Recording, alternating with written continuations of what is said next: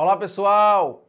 Na última aula nós vimos, claro, licitação, né? Estamos aí na nossa segunda aula de licitação, mas nós vimos e acabamos as modalidades licitatórias. 3, né? São 6, vimos 3. Agora a gente precisa complementar e dar o resto de assunto de licitação para esta aula. Tá bom, gente? Então, quando nós falamos na última aula, nós abordamos 3 espécies licitatórias. Nós abordamos a concorrência, nós abordamos a tomada de preços e nós abordamos o convite. E vimos que a diferença de uma para outra é o valor.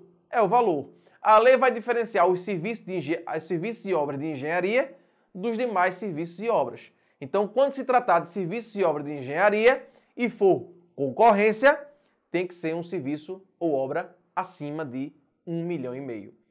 Quando se tratar de serviço de engenharia ou obra de engenharia, e se for até 1,5 milhão, se tratará de uma tomada de preços.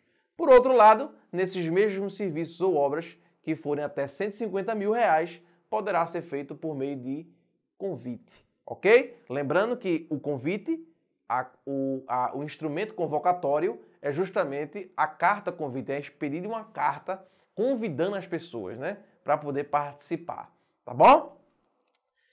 Já se for qualquer outro tipo de licitação, outro tipo de obra que não seja de engenharia, aí os valores diminuem um pouquinho.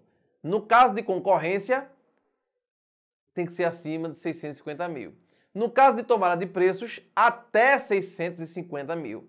E convite até 80 mil. E aí a gente concluiu, né, a aula anterior sobre licitação, justamente explicando essa diferença entre um e outro. Agora, nós iremos ver o concurso, né, como uma das modalidades, o leilão e o pregão, para a gente concluir as modalidades licitatórias. Vamos lá, sem perda de tempo, vamos ver concurso. O concurso demonstra o interesse da administração pública em selecionar trabalhos técnicos, científicos ou artísticos com certas capacidades personalíssimas para incentivar o desenvolvimento cultural. Quando nós falamos em concurso, aqui existe uma espécie remuneratória, que é por meio de prêmio ou até mesmo uma remuneração em dinheiro, né? Então, ou se recebe o vencedor do concurso, ou receberá um prêmio, ou receberá um dinheiro. Claro, esse concurso não é igual ao concurso público, cuidado. Esse concurso aqui é o concurso licitatório. Concurso licitatório é uma coisa, o concurso público é outra. O concurso público é para acesso de cargos públicos, tá certo? Que poderá ser feito por meio de prova ou de provas e títulos. Diferentemente do que ocorre aqui. Aqui nós estamos falando de concurso licitatório. Por um exemplo, para escrever uma música em decorrência de algo, para se fazer uma obra de arte. Então, esse é um concurso licitatório, tá certo? E aí pode-se receber uma remuneração ou até mesmo um prêmio, quando a pessoa sagrasse vencedora, tá bom? Então, esse é o concurso que não se mistura com o concurso público. Esse concurso público é para o preenchimento de cargos públicos. Tá certo, gente? Próximo, leilão. Olha o leilão para que serve. O leilão é a modalidade licitatória que serve para alienar, para vender bens.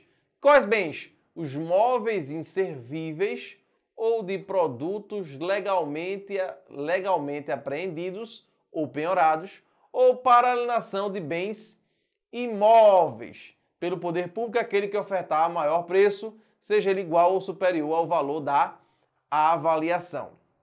Quando estamos diante do leilão, o leilão é venda de móveis, bens móveis, que não servem mais para a administração pública, de bens que foram apreendidos de forma legal, né? Então, por um exemplo, digamos que com um grande traficante de drogas, tá certo? Foi encontrada aí um bem que ele comprou justamente com o dinheiro do tráfico. Então, é possível a retomada desse bem, né? Vai haver a expropriação desse bem e pode-se vender depois esse bem. Claro que pode, claro que pode. Os bens penhorados também podem ser vendidos posteriormente, tá certo? E serve até para alienar também bens imóveis, né? Bens imóveis, tá certo? Um grande diferencial do leilão é justamente isso aqui, ó. O leilão ele tem seu diferencial no fato de haver possibilidade de multiplicação de propostas por parte de um mesmo interessado, tá certo? Cuidado! Para se vender, se faz necessário o seguinte, uma avaliação prévia. Então, no leilão, pelo menos tem que se atingir o valor daquela avaliação, tá certo? A avaliação vai fixar o valor mínimo, dali para frente, o que for maior, o que der o maior lance, sagrar-se-á vencedor da licitação. Tá bom? Pregão eletrônico. Ou pregão, né? Nós temos pregão e a modalidade feita como pregão eletrônico. O pregão, ela é uma modalidade licitatória para aquisição de bens, tá certo? E serviços comuns. Então tem esses dois objetivos, adquirir bens ou adquirir serviços comuns. É o que está aqui, vamos dar uma olhadinha aqui no pregão.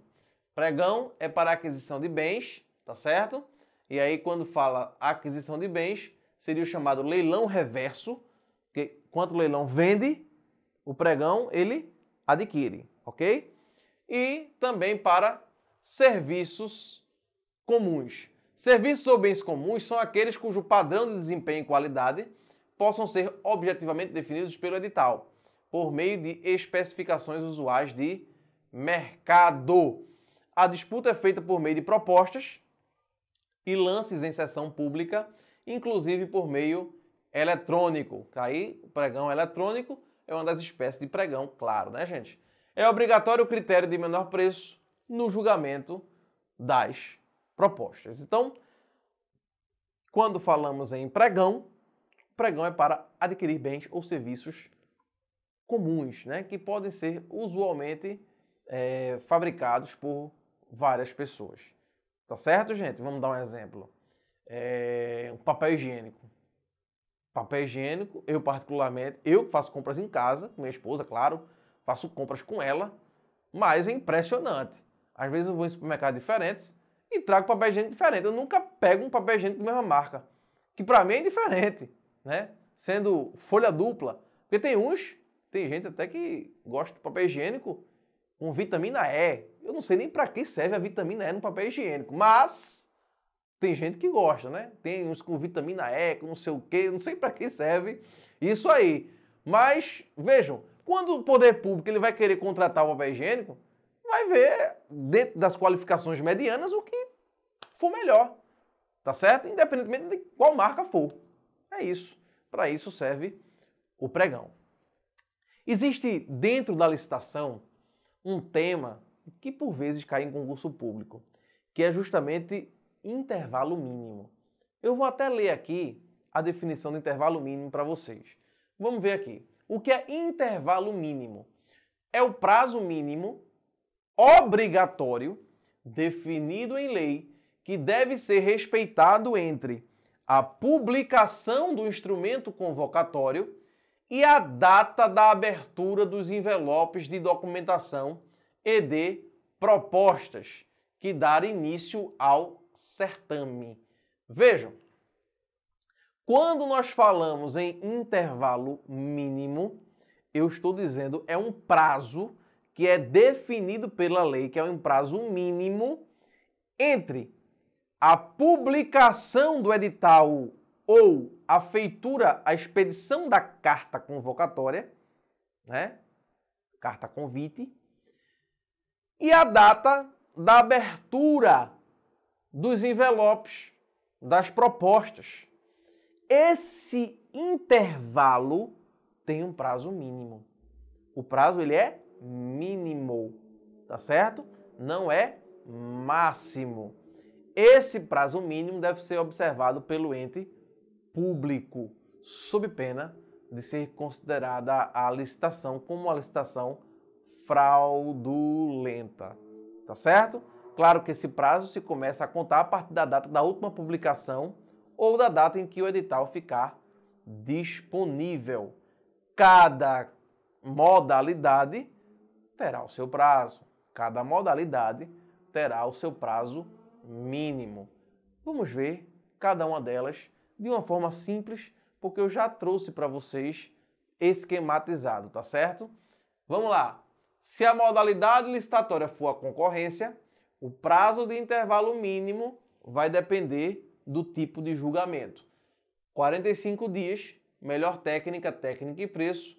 30 dias, concorrência do tipo menor preço e maior ou maior lance, tá certo? Então, melhor técnica e preço, 45 dias. Menor preço ou maior lance, 30 dias. Se for tomada de preços, na tomada de preço do tipo melhor técnica ou técnica e preço, 30 dias. Reduz-se 15 dias, né? E, mesma forma, reduz-se 15 dias aqui, se for o tipo menor preço ou maior lance. Se for convite, são 5 dias úteis. Cuidado, o apontamento disso aí. Porque nós temos duas modalidades que a lei fala em dias úteis, que é justamente o convite e o pregão. São duas modalidades em que os dias são úteis, tá certo? O convite são 5 dias úteis, o concurso 45 dias, o leilão são 15 dias de intervalo mínimo e o pregão 8 dias úteis. Então, isso aí é justamente o que nós temos de intervalo mínimo, é um prazo mínimo entre a publicação do edital e a abertura dos envelopes. Ok?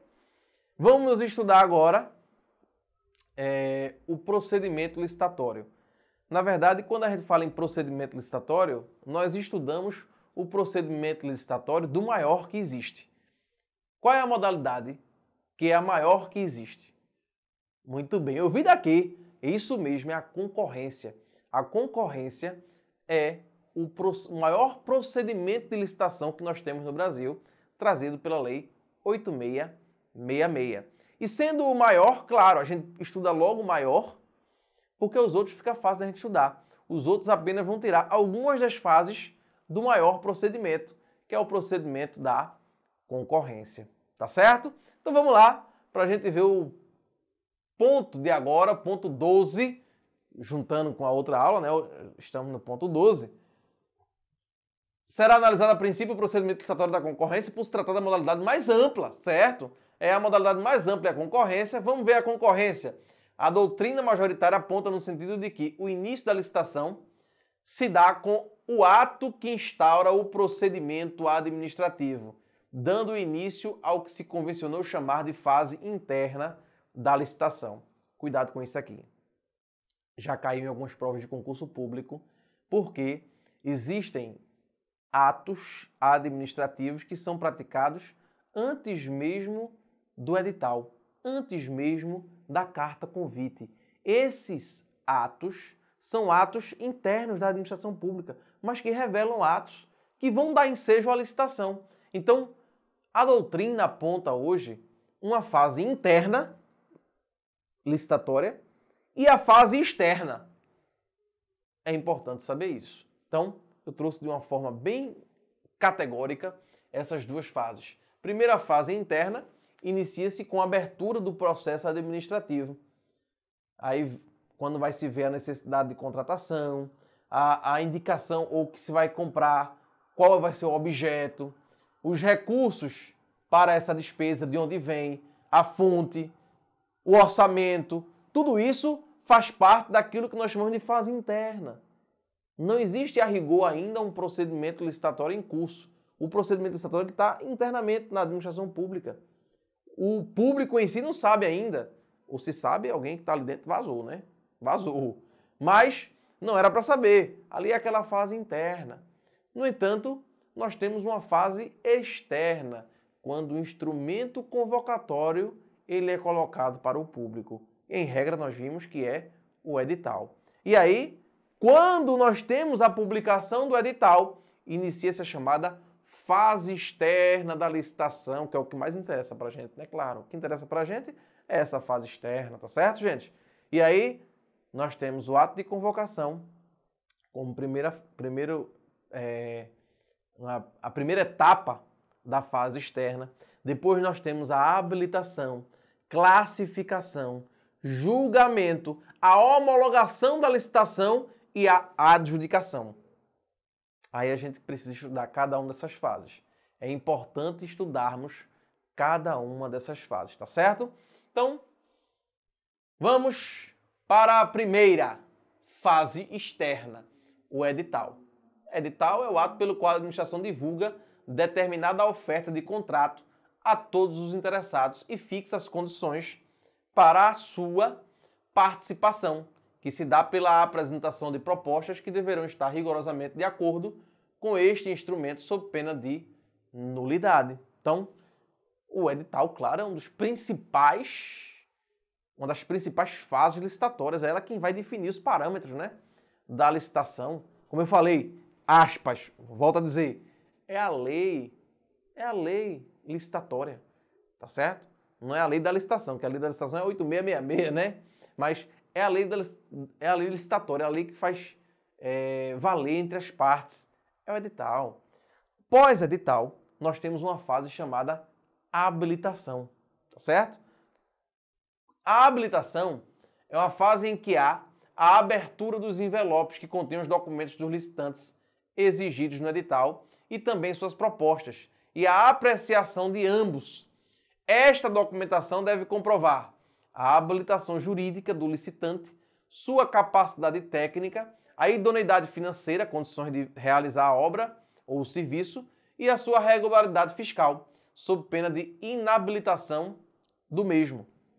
Então vejam, pós-edital, nós temos uma fase chamada habilitação, que seria habilitar, seria verificação. É verificar se o licitante, aquele que está participando da licitação, está conforme o que diz o edital. Então, é na habilitação que se vai abrir envelopes, verificar os documentos, ver a proposta. É na habilitação em que se verificará a regularidade fiscal, se a empresa está devendo ou não ao poder público, se tem condições financeiras de assumir a obra ou o serviço que está sendo posto aí no procedimento licitatório, se tem a capacidade técnica de realizar isso. Então, tudo isso está dentro naquela fase que nós chamamos de fase de habilitação. Pós-habilitação, nós temos uma outra fase, que é uma fase da classificação, que a gente vai ver agora. Então, vamos ver. Quando estamos diante da classificação, aqui, na classificação, faz-se uma análise do conteúdo das propostas, que deverão obedecer todas as regras contidas no edital e seu julgamento. A desclassificação ocorre devido à desconformidade da proposta com os requisitos do edital ou pela sua inviabilidade. Veja que a classificação é prévia, é anterior. A classificação é anterior ao próprio julgamento. Aqui a gente vai ver se a proposta está adequada com o que o edital prescreve. Por isso, lembra daquele exemplo que eu dei na aula passada dos carros, né? Comprou um Ford 1.0, mas o edital previa carro 1.0 com ar. Aí teve um que botou sem ar-condicionado. Opa, veja, eu não preciso passar para o julgamento isso aí. Não, eu vou desclassificar. Por que eu vou desclassificar? Porque a proposta não está de acordo com o edital. Deu para entender?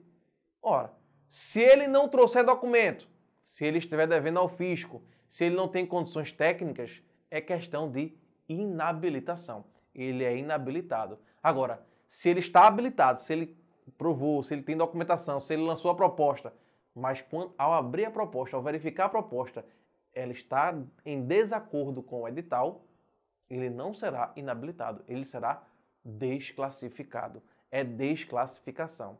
Ok, gente? Julgamento, que é a etapa seguinte, né? Vamos para o próximo. Julgamento. O que é o julgamento? Julgamento é a confrontação entre as propostas selecionadas na classificação. Enquanto a classificação se pega a proposta de um para apreciar em relação ao edital, no julgamento é diferente. No julgamento é diferente. No julgamento eu vou pegar a proposta de todos para confrontá-las entre si.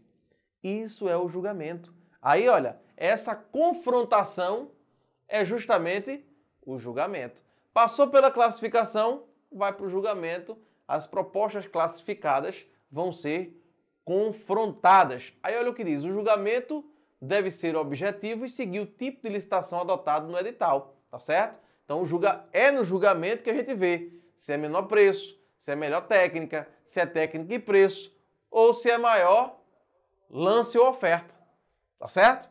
Então o julgamento é justamente o momento do procedimento de licitação em que se vai fazer essa confrontação de propostas.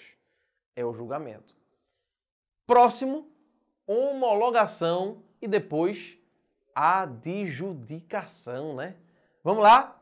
Homologação. A homologação corresponde à aprovação do certame e seu resultado pela autoridade competente, a qual poderá anular o procedimento em caso de ilegalidade e determinar o saneamento do vício e irregularidades, se estes não contaminarem o resultado do certame. Quando eu falo em homologação, eu falo em aprovar o certame. É verificar todas as etapas que foram feitas e dizer, não, tudo está rígido, tudo está legal, foi tudo conforme a lei, então vamos dar seguimento. Ou então, se tiver em desacordo, vai ter que anular o procedimento, né? O que tiver em ilegalidade vai ter que ser anulado, tá certo? E por fim, nós temos a adjudicação. O licitante vencedor terá o direito ao futuro contrato. Quando eu falo em adjudicação, por isso tem aquele princípio, né, da adjudicação compulsória. Quando eu falo em adjudicação, eu falo do momento em que o vencedor, ele, claro, vai ter direito ao seu contrato. Trata-se de um ato declaratório. A adjudicação, aliás, impede, inclusive, que a administração pública ela promova uma outra licitação sobre aquele mesmo contrato, antes de assinar o contrato com a que venceu. Então, primeiro tem que assinar o contrato com a que venceu, tá certo? E aí, a que venceu terá que realizar o serviço ou a obra. Não pode fazer uma nova licitação. Tá bom, gente? Então, vendo essas etapas trazidas pela concorrência, que é a maior, então vejam que nós vimos 6 etapas da concorrência, né? Então, as 6 etapas da concorrência são fundamentais, até porque é o maior procedimento, né? Na fase externa da concorrência, nós temos o edital, nós temos a habilitação, nós temos a classificação, nós temos o julgamento, nós temos a homologação e, por fim, a chamada adjudicação. Então, o maior procedimento é esse, é o da concorrência, possuindo essas 6 etapas, essas 6 fases, né, que são imprescindíveis para a modalidade concorrência. As outras vão ter procedimentos mais simples. Por um exemplo, a tomada de preços não vai ter a fase de habilitação. Vamos ver? Tomada de preços. O procedimento é o da concorrência, vai ser o mesmo da concorrência, só que não vai ter a fase de habilitação. Então, na tomada de preços, nós não temos fase de habilitação. Haverá somente a abertura de envelopes de propostas após a análise dos certificados. Por que não tem habilitação? Porque já estavam habilitados. Já existe o cadastro prévio dessas empresas no órgão público, tá certo? O convite também é diferenciado, né? Nós vimos aqui alguns exemplos, algumas questões diferentes do convite, mas vamos repeti-las, né? Primeiro, no convite não existe publicação de edital, é uma carta convite. Outra situação de diferença também do procedimento do convite é o seguinte: os prazos para os recursos nos convites são de 2 dias úteis e não 5 dias, que até nós vimos no processo administrativo, né? São 5 dias, mas no convite não, no convite é diferente. São 2 dias úteis. Assim como na tomada de preços, no convite também não há fase de habilitação, já que os licitantes já estão previamente cadastrados ou foram. Eita, tá até aqui furam não, pelo amor de Deus, não é fura ninguém não. Foram, desculpe aí, viu gente? Foram convidados, tá certo?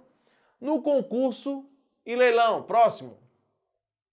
O concurso terá o seu procedimento definido em regulamento específico, não tendo previsão na lei 8666, porque o próprio diz que vai ter uma lei específica, né? Em relação ao leilão, a lei de licitações determina que o procedimento será realizado pelo leiloeiro e que o intervalo mínimo a ser respeitado entre a publicação do edital e a realização do procedimento será de 15 dias. As demais regras são definidas em legislação específica. E o pregão? O pregão que está na lei 10.520. O pregão. O procedimento da licitação na modalidade pregão apresenta inúmeras peculiaridades. A principal é um procedimento invertido. A lei 10.520 trouxe um procedimento invertido, tá certo? É por isso que essa modalidade licitatória se diferencia de forma substancial do procedimento da concorrência. Veja, no pregão, primeiro tem edital, depois não é habilitação não, depois é a classificação. Depois da classificação é que tem a habilitação. E aí depois a adjudicação e a homologação, tá certo? Vejam que no procedimento do pregão não existe o julgamento. Viram que perceberam que não tem o julgamento? Não tem a modalidade de julgamento. Portanto, no caso de pregão, vamos ver aqui, no caso de pregão nós temos aqui o seguinte: o edital, a classificação, a habilitação, a adjudicação e a homologação, tá bom? Esse é o pregão, que possui a possibilidade do pregão ser eletrônico. Ok, gente? Então, é justamente isso aí, no que se refere ao procedimento, ou aos procedimentos adotados em cada em cada modalidade, porque o tipo é julgamento, né? Em cada modalidade licitatória, lembrando que a principal é a modalidade concorrência, que é o procedimento mais amplo que existe, né? São 6 fases do procedimento, só para que vocês voltem à memória de vocês, né? Nós temos o edital, nós temos a habilitação, nós temos a classificação, o julgamento, depois do julgamento nós teremos a homologação e, por fim, a chamada adjudicação. Ok, gente? Então, ficamos aqui neste bloco na segunda aula de licitação. No próximo bloco, nós entraremos também com um assunto muito cobrado em concurso público e, claro, por ser muito cobrado, tem que ser dado aqui, tá certo? Que se chama invalidação da licitação, que pode ocorrer por anulação, como pode ocorrer por revogação.